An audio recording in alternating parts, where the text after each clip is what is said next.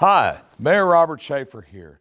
Due to the coronavirus, the City of Summersville is happy to bring interviews of candidates for our upcoming election.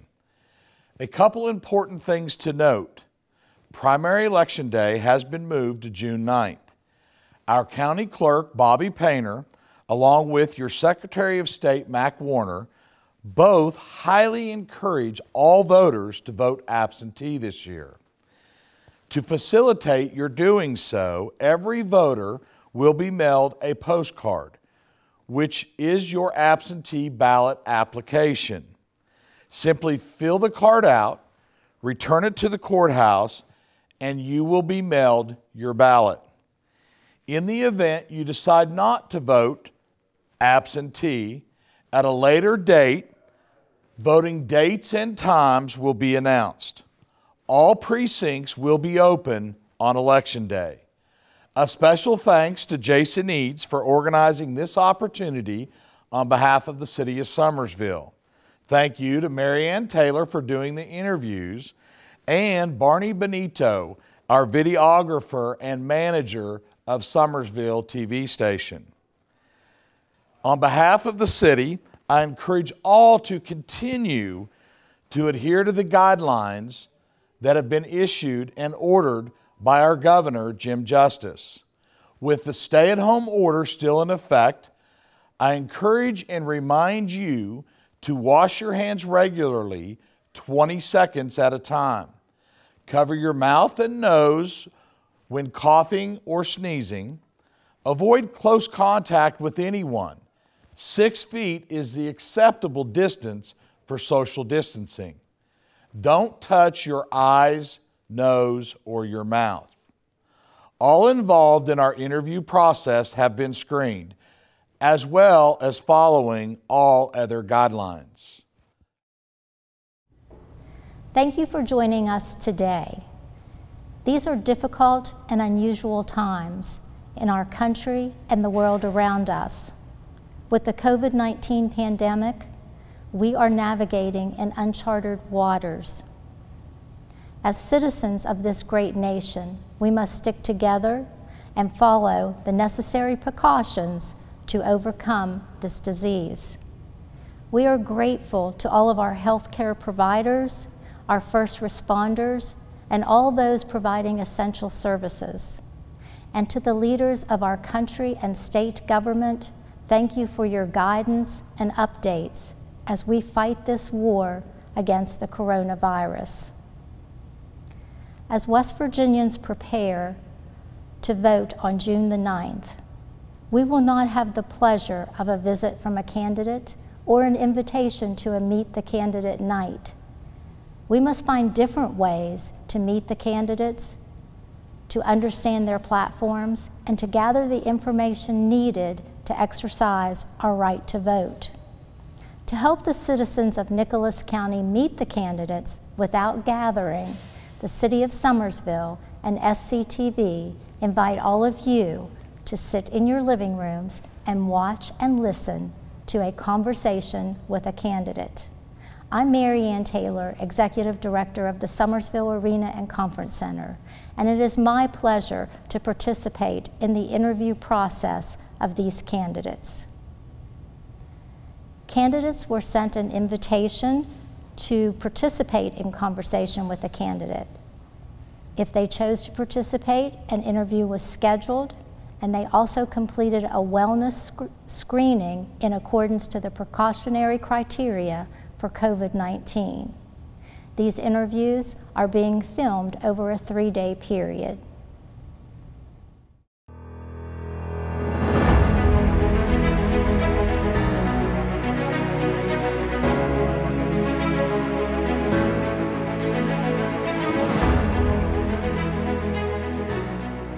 The prosecuting attorney of Nicholas County is the chief legal prosecutor of the county. The term of office is 4 years. Candidates include Democrat Harley Stallings and Democrat incumbent Jonathan Sweeney. And our first candidate for today is incumbent Jonathan Sweeney. So thank you for being with us today. Thank you. It's my pleasure, and thank you to the Visitors Bureau for allowing me to come and speak. First things first, with the pandemic, COVID-19, I would like to take the opportunity to thank our first responders, all the people who are essential while this is going on. Our police officers, law enforcement is a humongous part of this county, and they're doing a great job here today to help prevent the spread of COVID-19. I would also like to thank EMS, our volunteer fire departments, also the employees at the Summersville Memorial Hospital or the WVU Hospital, the nurses and the doctors and everyone up there. And that's before. I thank you all for everything that you do. My family thanks you, and I guarantee you that the families in Nicholas County thank you too. As you were told, my name is Jonathan Sweeney. I have been the prosecuting attorney since 2016. I ran and won, and it's been my honor and privilege to serve as your prosecutor since that time. At that time, I wanted to bring to you a prosecuting attorney that the county could be proud of, and I think I've done that. In 2005, I graduated from law school, and I came here with my family, my wife and my kids, and we came here to raise our kids to instill the values in them that were instilled in us, because we were both raised here. 2005, I began working as an assistant prosecuting attorney here in Nicholas County. And as your elected prosecutor and as an assistant, I have tried many, many cases, a multitude of cases: rape, robbery, murder, drug delivery, and we've been very successful during my time as an assistant prosecutor and also during my time as the prosecuting attorney, the elected. And if you read the local papers, on the front page of the local paper here in Nicholas County, you'll see two convictions, a success for the Nicholas County citizens at that point. I have devoted my entire life to service to this county. My entire career as a lawyer has been as a prosecuting attorney. Here since 2005. I've worked as an assistant from 2005 to 2014, serving the citizens of Nicholas County. In 2014, I went to work at the Nicholas County Prosecuting Attorneys, not the Nicholas County, the Prosecuting Attorneys Institute in Charleston, excuse me. And at that point, I taught law enforcement officers how to investigate DUIs, and I taught prosecutors how to prosecute those cases. But the highlight of my career there at the Prosecuting Attorneys Institute was to work on Andrea and Willie's law. These two young people were killed by a drunk driver, and at that time, the legislation, the code that was used was similar to a misdemeanor crime. And what I helped the legislature do is to develop a more extensive and more punishment for the DUI causing death. And that stemmed from an individual in Charleston calling me. His father had been killed on Thanksgiving Day in 2013 by a drunk driver, and he wanted legislation changed. And he asked me to help change that, and I did. Then I'm going to fast forward to 2016, and afterwards I got to utilize the same law that I helped enact in the legislature, and I got to prosecute an individual for DUI causing death. And he was convicted, and he is in prison currently under a 3 to 15.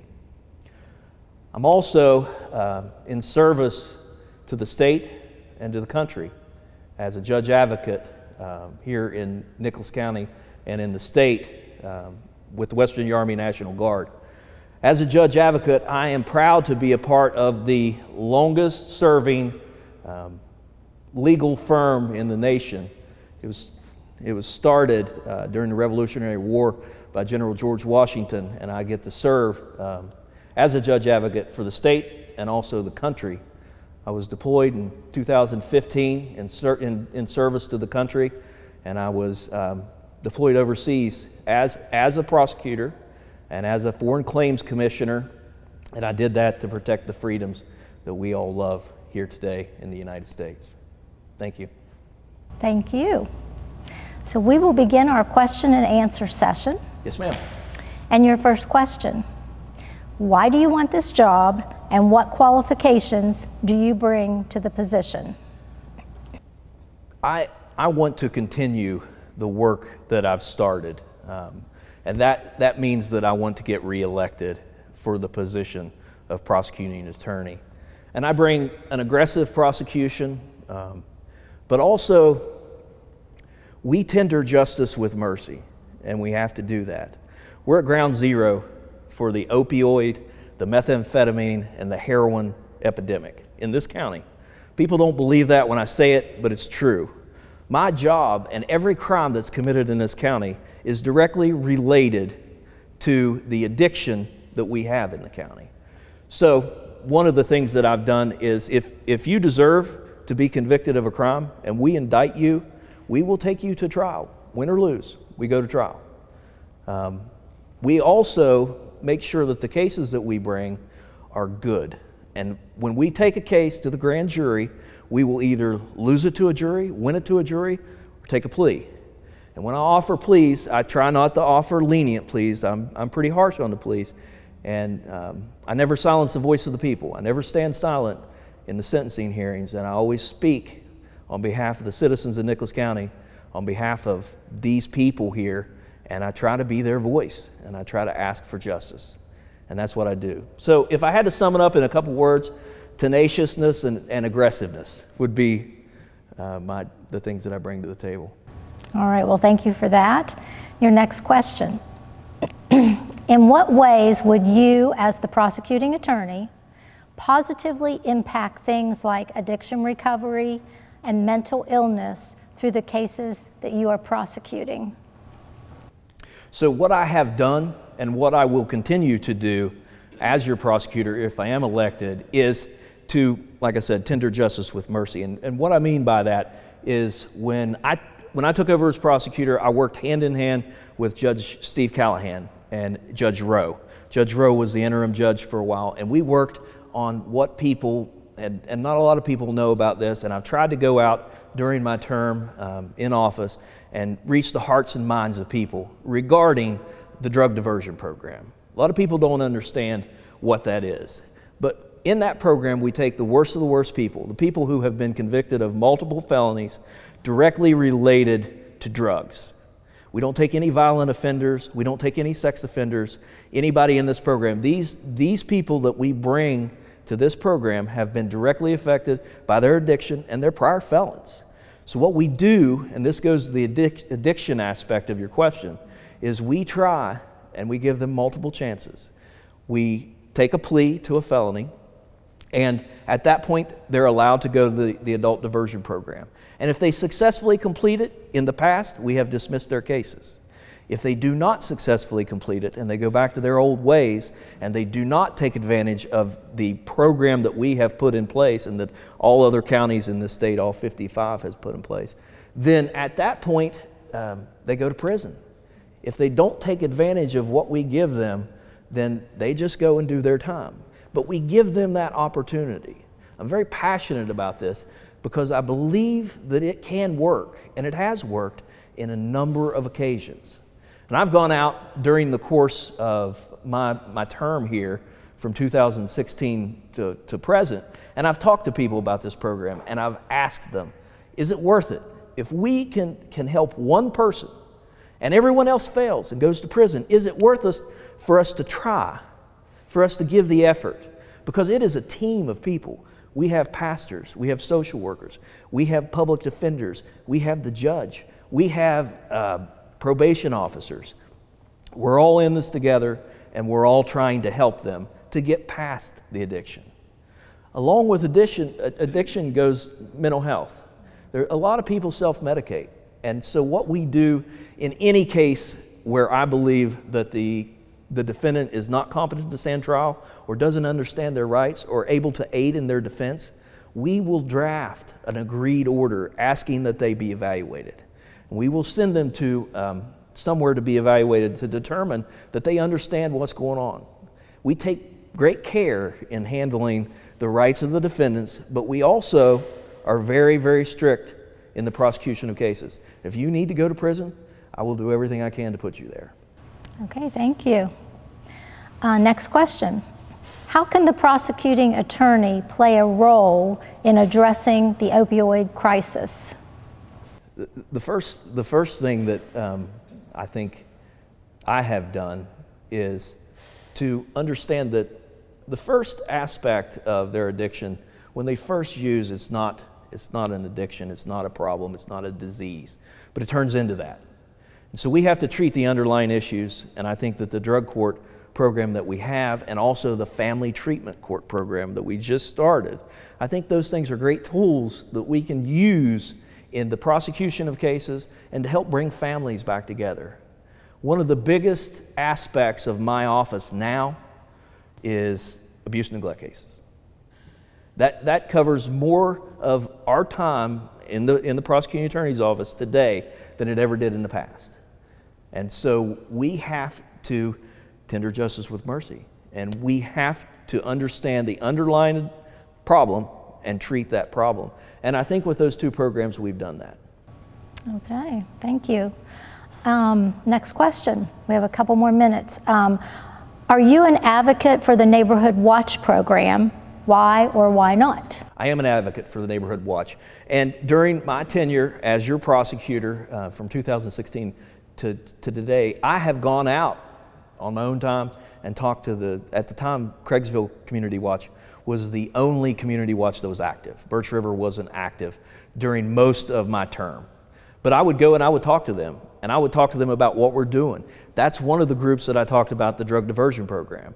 I would allow them to ask me any question they wanted, and I would answer it, whether it was a hard question to answer or not.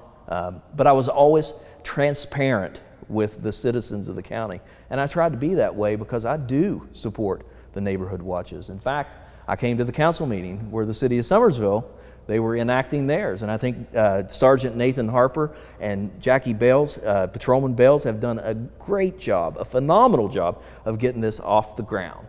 And I'll support it. I'll go to their meetings. I'll talk to them. If any concerns that they have, they can call my office, or I'll come to the meeting so that they can express those concerns to me face to face. But I do support them, and I think it's a great thing. We need more eyes out there. We have a limited number of police force, and we have so many citizens. And for them to have a channel, and the way I explained it in the council meeting was that it was a reverse funnel. You know, it goes up to one person, and that person has a direct link to the police officers, so that any issue that they see, you know, they can observe and report, and that's all they do. They just call the police, and they come out and take care of it. We have about 1 minute. I have one more question I'd like to ask, and that is, if elected again as prosecuting attorney, are there any policy or organizational changes that you feel need to be made to the office? One of the things that I tried to do when I came into office in 2016 was bring prosecution to the 21st century. And we've done that. We've gone away from paper. We have a secure drive that we put all of our files on. In magistrate court, we used to carry a box of paper around. Now we have an iPad. So none of the policies that I've put in place from 2016 till now are bad. Are there some things that I could change? Probably, yes. But one thing that we want to do is be aggressive. We want to protect the citizens of the county, and we want to put those people deserving in prison. And that's what we're trying to do. We're trying to be as aggressive as we can. We're trying to understand that there is addiction and that people can be treated for that. We're trying to give them the opportunity to do that. But if they fail, they go to prison. And I think that at this point, if I had to self-reflect on what I've done, I think as the prosecutor, with the people that I have, in the places that I have them, we have been very successful as an administration here in Nicholas County. Okay. Well, that ends our question and answer session. I thank you for that, and you now have 3 minutes for a closing statement. Like I said, my name is Jonathan Sweeney. I've been your prosecuting attorney since 2016. And if you listen to the interview that I gave and the questions that I've answered, I believe that we have been a very successful prosecutorial team for the citizens of Nicholas County. We have brought the prosecution game into the 21st century. When I began as an assistant prosecutor in 2005, they were still researching case law with books. So one thing that I did, I'm somewhat of an IT guy. I got Wi-Fi in, we got LexisNexis. and we began to do prosecution in the 21st century. So one thing that we have to do, we have to utilize demonstrative evidence in the courtroom. We have to be able to be proficient with PowerPoint and use those in the prosecution of cases. And in every case that I've tried, while I've been your prosecutor, I've utilized those things so that we're not behind the 8 ball when we prosecute. We're ahead of the game. And I believe that we have been ahead of the game. If you stand for integrity, if you stand against corruption, if you stand for equal justice for all, like I do, then you stand with me, Jonathan Sweeney. Re-elect me as your prosecuting attorney. Thank you. Well, thank you. Again, this is Nicholas County Prosecuting Attorney candidate and incumbent, Jonathan Sweeney. So thank you again, and best of luck with your campaign. Thank you. Thank you. Our next candidate for Nicholas County Prosecuting Attorney is Democrat Harley Stallings. So thank you, Harley, for joining us today. Thank you, Mary Ann. Appreciate it. And you may begin your opening statement. As Mary Ann said, my name is Harley Stallings. I've practiced law here in Nicholas County since 1983. Graduated from WVU Law that year. I've practiced here all that time. I have lived here with my family for at least 30 years. I have a daughter named Lindsay Stallings, some of you know. Proud to say Lindsay has graduated from law school this spring, and she has a job down in Charleston. She'll be practicing down there. I was married to the late Debbie Carpenter Stallings, who, after Lindsay went to school, started school, Deb went back to college and got a teaching degree, and she taught at the high school, and some of you will know her from there. During my years of practice, I have presented more than 20 cases to the West Virginia Supreme Court. And looking at the research available to me, the materials available to me, I don't find where my opponent has presented a single case to the West Virginia Supreme Court. When I first came to Nicholas County, I practiced with the law firm of Callahan, Ruckman, and Vaughn. After that, I took a job as an assistant prosecutor here in the county under prosecuting attorney Gary Johnson. I worked for him for almost 4 years. A year later, I took a position with the firm of Breckenridge Davis, Sproles and Stallings. I became a partner in that firm. I'm proud to say I worked there with them for about 10 years. I've been on my own. I've been a solo practitioner here in the county for the past 20 years. For the past few years, I have tried to redirect myself and focus on service to the community. I served as president of the local Rotary Club the year before last. I'm presently still on the board of directors of that group. I'm heading chairman of the scholarship committee for that group. I'm also on the board of directors for Community Action Partnership. And service is what I want to focus on, and I want to serve the county. I want to serve the people here, my friends, my family. I want to be of service, and that's why I want to become your prosecuting attorney. And as part of that,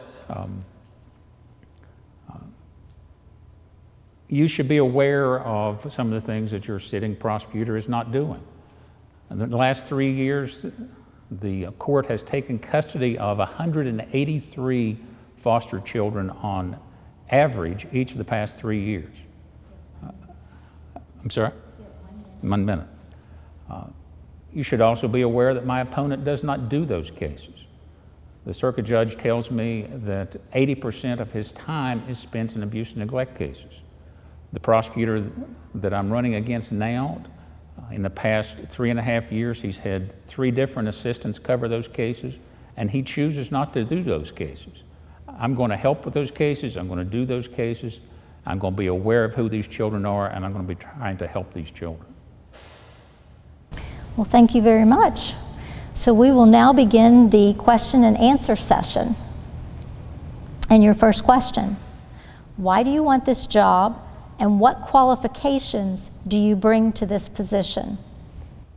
Well, as I said, I want this job because I want to serve and because I believe I'm the most qualified person who's in the race. As I stated earlier, I have practiced law for 37 years. For that entire 37 years, I have practiced criminal law, which is what everyone thinks of when they think the prosecuting attorney's position. During the vast majority of that time, I have also handled abuse and neglect cases, both as an assistant prosecutor when I served in that role before, and more recently, and before, I have defended parents. I have acted as guardian ad litem for children in those cases. I have seen the situations that these children are placed in and where they come from. And I have an interest in that, and I want to help those children. And I want to help the people in the county. Okay, thank you. Next question. In what ways would you, if elected as prosecuting attorney, positively impact things like addiction recovery and mental illness through the cases that you would prosecute? Mental illness, I have served for about 10 years off and on. I have served as a mental hygiene commissioner here in the county. I have a great deal of experience, much more than the sitting prosecutor, in handling guardianship and conservatorship cases, both for the disabled and also for senior citizens or other persons who have become mentally impaired. I'm well familiar with that system and what services are available to them and what their needs are, and have been somewhat trained through the Supreme Court's trainings to recognize some of those diagnoses and what they are and what they entail. As for the treatment of substance abuse, honestly, the prosecuting attorney he has to be fair. The prosecuting attorney has to weigh each case on an individual basis, but at the same time, you can't say, I'm going to recommend that this defendant, if he's charged with a crime or she's charged with a crime, should receive substance abuse counseling, or that they should be permitted to go into a substance abuse program. On a case-by-case basis, you have to look at those. And you can't have a standard policy that this person or these types of cases are going to be handled and that these persons are going to be allowed to go into substance abuse counseling. Some of these folks need to be prosecuted to the fullest extent, and they need to be held accountable for the harm they've done to those persons around them, whether it's directly because of a crime that they've committed in order to feed their habit, or whether it's something that they've done without intention, but inadvertently they've caused harm to their children, or they've caused harm to a spouse or some stranger. And on a case-by-case basis, you have to look at those. Some of those folks are going to be, I'm going to recommend that they receive help, and some of those folks I'm going to represent the state strenuously and try to hold them accountable as I can. Okay, thank you very much. Next question. How can the prosecuting attorney play a role in addressing the opioid crisis? The prosecuting attorney sees those cases primarily from two standpoints. One is abused and neglected children. The other, obviously, is through the criminal court system. You can talk to the magistrates and they will tell you that the vast majority of the crimes that come before them are because of persons who are drug addicted and substance abusers, and they are either and have violently taken part in some crime, or they have committed some theft, or it's not just the dealing of the drugs, but it's what they do in order to support themselves as they engage in those. And the prosecutor has to, again, look at those cases, and you have to prosecute those cases and take an interest in them. And the abuse and neglect of children. Of the 183 children, I spoke with one of the ladies at the Department of Human Services the other day. She says probably 85% of those come from families where one or both parents have abused drugs. And that's a huge focus that has to be a part of the prosecutor's job. Okay, thank you. Next question. Are you an advocate for a neighborhood watch program, and why or why not? Well, certainly I think that neighborhood watch programs are a good idea. The The idea that each of us should keep our eyes open and help each other, certainly that's very important. And there needs to be some structure to that. There needs to be some orientation if you're going to have a neighborhood watch in your neighborhood. You need to have some organization to that. There needs to be some direction as to who you report to, what needs to be reported, what needs to be watched out for, what you should call in and what not. And that needs to be done in an appropriate manner. And there needs to be some structure to that. And I know the city has made the effort to do that. I know that Birch River has made an effort to do that. And there are areas in the county that by all means the persons need protection. And those are concerns they have. They're concerned about what's going on in their community. And that's a big, big part of what the prosecutor's responsibility is to help those folks and help give them some structure and help give them communication, to receive communication from them as to what their complaints are, what needs to be acted on, and what you can do to protect yourself and your neighbor. Sure. Okay, thank you. And we have time for one more question. If elected as prosecuting attorney, are there any policy or organizational changes that you would make to the office? Yes. The prosecuting attorney's office now does not do the job that the statutes and the Constitution say they're supposed to. The prosecuting attorney is legal counsel to the county clerk. Well, I know the county clerk calls me. They call me and ask me questions about general issues that come up in the office as to what they're supposed to do and what the proper procedure is. The county commission, the prosecuting attorney's office is supposed to represent the county commission. Well, apparently the county commission reached the point that they would call the prosecutor's office and no one would either answer their question or no one would return the call because our county commission has hired a lawyer. They have expended the funds necessary to get the work done, to get the information that they need in order to do their job properly. And they have had to go outside the statutory framework and the constitutional framework that the prosecutor is supposed to be doing those things. And that's a job that I'm well experienced with. I've acted as fiduciary commissioner in dozens of cases before the county commission, have worked with the county clerk's offices, and that's why they call me when they have a question. And I can assist the county clerk, I can assist the county commissioner. If the assessor has a question, I can assist him, I can answer his questions. If the sheriff needs a real estate question or an estate question answered, I can answer those questions for them, and he doesn't have to call in a lawyer on a private basis to do that. The prosecuting attorney's office is the largest law firm in the county.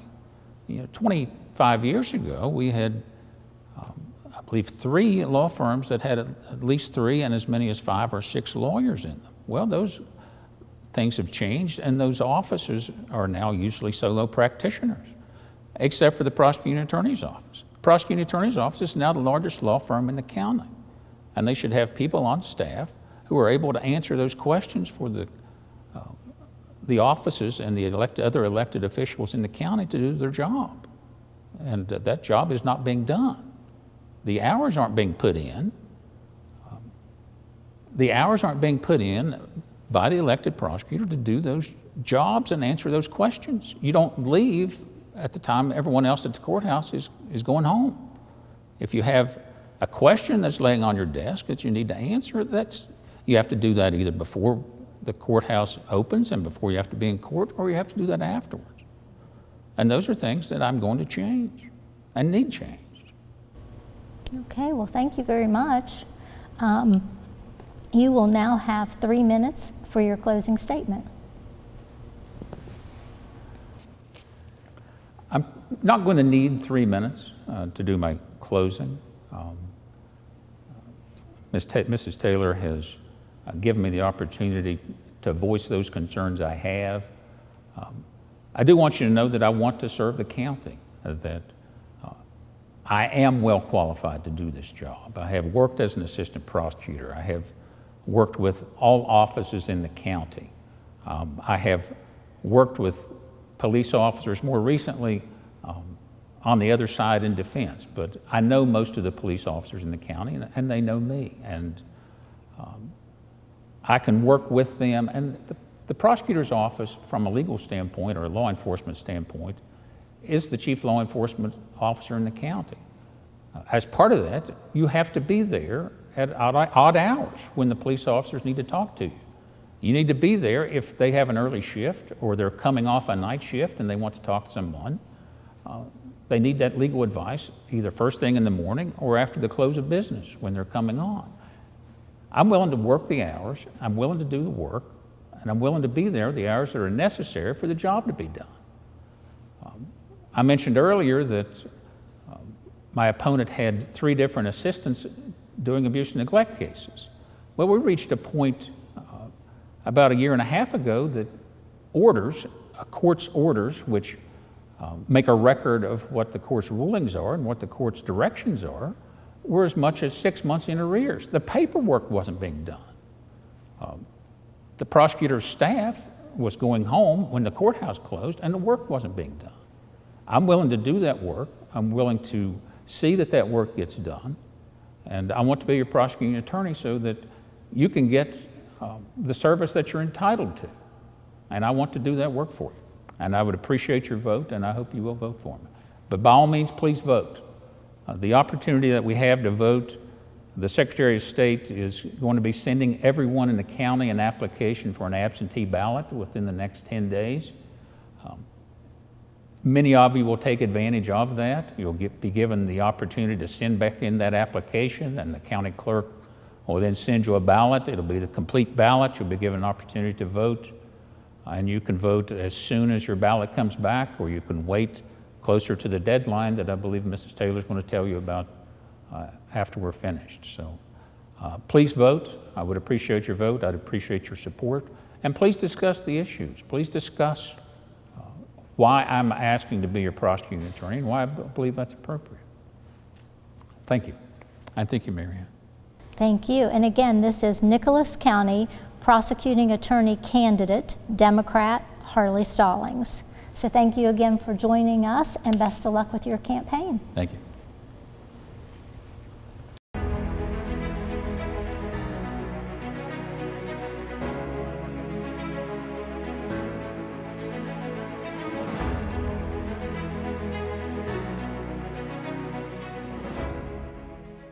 The Sheriff of Nicholas County is the chief law enforcement official of the county. The term of office is 4 years. There are 2 candidates. Candidates include Democrat incumbent William Nunley and Republican Rodney Jameson. And with us today via conference call interview is Republican candidate Rodney Jameson. So Rodney, thank you for taking time to be with us today. Thank you. And we are going to go ahead and begin, and you will have 3 minutes for an opening statement. Okay. I'd like to open with a prayer. God of all ages, in your sight, nations rise and fall and pass through times of peril. Now when our land's in trouble, be near to judge and save. May leaders be led by your wisdom. May they search your will and see it clearly. If we have turned from your way, reverse our ways and help us to repent. Give us your light, your truth, let them guide us. Through Jesus Christ, who is Lord of this world and our Savior. Amen. I'm excited. I start off, I'm not a politician, and I won't misrepresent the truth to get vote. I've served over 25 years as a bivocational pastor and have discovered that knowing and telling the truth will set you free. If elected, I will protect my fellow Nicholas County residents as if they were my own family from both foreign and domestic terror. I will have to see what is available to get the job done before I can make any predictions or speculations on what we can do. I'd like to do a couple Facebook Live Q&As. Due to the COVID-19 threatening everything that we hold dear, I don't want to risk exposing anyone to this deadly virus. I'm hoping to do one in July and October, the exact dates to be announced on Facebook and maybe the Nicholas Chronicle. Remember to make your voice be heard. Vote in June and November. As Americans, we decide who will best serve our country, state, county, and our community. Remember, we just celebrated Easter. Jesus said in Matthew 11:28-30, "Come unto me, all ye that are heavy laden, and I will give you rest. Take my yoke upon you and lean on me, for I am meek and lowly in heart, and ye shall find rest unto your souls. For my yoke is easy and my burden is light." Okay, Marianne, you have any questions for me? I do. So thank you for that opening statement, and we'll go ahead and begin with the question and answer session. And Okay. your first question, why do you want this job, and what qualifications do you bring to this position? Okay. I feel that I'm better qualified to do the job. I don't do anything halfway. It's all or nothing. As I answer the second part of your question, you will understand that I'm not bragging. I'm just stating fact. I'm a physical fitness trainer and martial arts instructor. I entered the military service as a Cavalry Scout. I trained with an experimental weapon system that is still classified. I deployed to Desert Storm and Shield, was awarded 2 Bronze Stars. I joined the military police at Glenville State College and studied criminal justice and psychology. Went on to Duke University to get a master's degree in divinity. Served as the chief of police. I've been a bivocational Southern Baptist pastor. I've been a security supervisor for one of the largest security firms in the world involving all manner of investigation and protective services. I also worked at Hardman's Hardware, which enabled me to finish my higher level of education. And I'm an owner-operator of my own security investigation company. Okay. Okay, thank you for that. Your next question. Okay. How can the sheriff play a role in addressing the opioid crisis?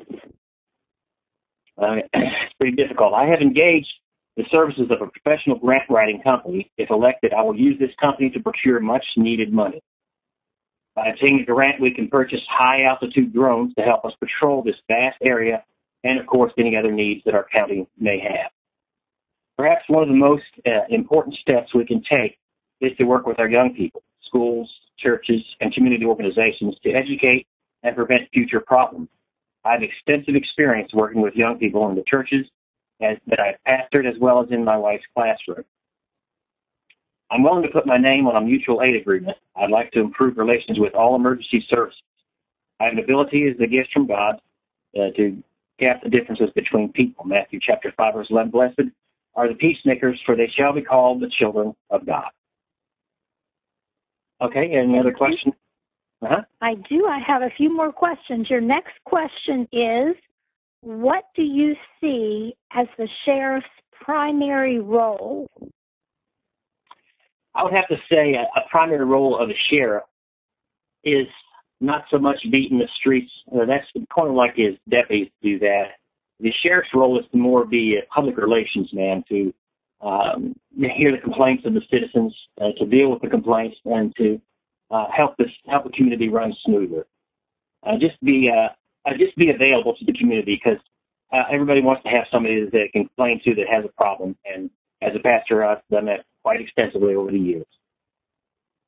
Okay, thank you. Next question.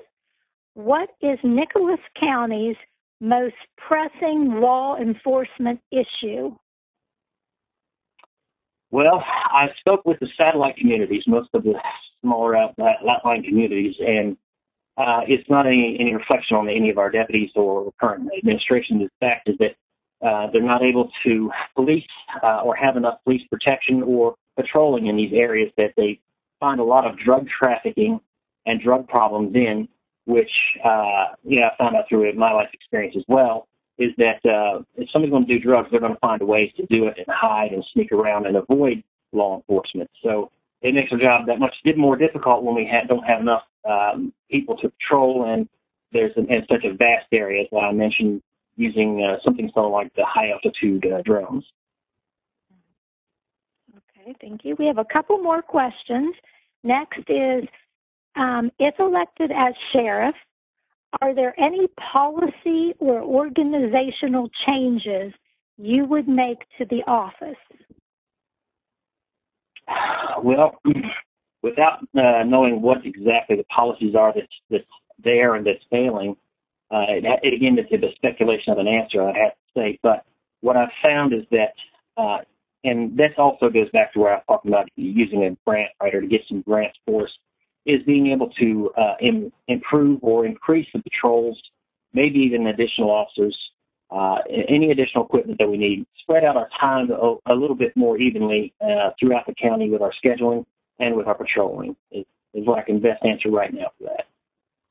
Okay, thank you. And your last question, are you an advocate for a neighborhood watch program? Why or why not? Yes, absolutely, I am. I actually have to start one where I was the chief of police. And it's not so much that the citizens need to be involved, but as my military experience taught me as a Cat Scout to recon and just observe and report. You can't be everywhere all the time, no matter how good you are or how much you patrol. And even if you set up cameras, criminals learn to avoid those as well. But if you have folks that see things without being involved, they can pick up their cell phone and say, hey, I see someone committing a crime, or there's some drug trafficking going on over here, or something you may want to be interested in checking out. And, of course, we can look into it with the help of all the community of the whole county. So, yeah, it's 100% effective, I believe, yes. All right, thank you. And that ends our question and answer session. So you now have 3 minutes for your closing statement. Okay. Well, I probably won't need 3 minutes to make any closing statements. It's just that I appreciate the time that you guys have given me and allowing us to be able to get our voice out there with COVID virus that's affecting our nation and causing so much panic and suffering as my military experience, I was overseas in combat and I had to live in an environment that was biologically and chemically and unsafe. So I had to learn to experience and live in that environment. I'm not stopping doing what I'm doing, which is helping the kids in the community. I think one of the most important things, and I'll keep going back to that, is the children of the community, because they're our future. They need to know what's right and what's wrong, and be able to have a leader that they can look up to and be proud of to be with. And that's all I have. So. Okay, well, thank you again. And again, this is Republican candidate Rodney Jameson running for Sheriff of Nicholas County. So thank you again, Rodney, for being with us today, and best of luck in your campaign. Thank you very much, Marianne. Now, I don't know if I'm allowed to, but I'd like to give my Facebook address if you can look me up on there. Okay. You sure can. Okay, great. I appreciate it. You can find me under Rod Jameson on Facebook, RODJAMISON, and on there you can certainly friend me, and I can help to answer any further questions that you might have on your mind and find out more about me as a candidate. So I appreciate your time, and thank you again, guys, for letting us have all this time that you allowed us to have. Hey, thank you again, and again, good luck with your campaign. Thank you very much. Thank you to the City of Summersville and SCTV for hosting Conversation with a Candidate, which hopefully has helped you to meet the candidates, understand their platforms, and gather the information that you need to exercise your right to vote. Some important dates for you to remember. April 24th, county clerks begin mailing absentee ballots to voters who have submitted absentee applications to county clerks. May 19th, voter registration deadline. May 27th through June 6th, early voting in person. June the 3rd, deadline to submit absentee by mail applications. These must be received by the county clerk on this date. June 8th, deadline to hand deliver absentee ballots to the county clerk's office. June the 9th, deadline to mail the absentee ballot to the county clerk. It must be postmarked by June the 9th. And June 9th, primary election day. In-person voting locations may differ from regular polling locations due to the COVID-19 pandemic. So please watch the local newspapers, TV, and social media for locations, or contact the county clerk's office. I encourage each of you to exercise your right to vote, either by delivering your absentee ballot to the county clerk's office by June the 8th, postmarking your absentee ballot to the county clerk's office by June 9th, voting in person during the early voting period of May 27th through June 6th, or vote in person at the polling locations on June 9th. Stay safe, and thank you for tuning into Conversation with a Candidate.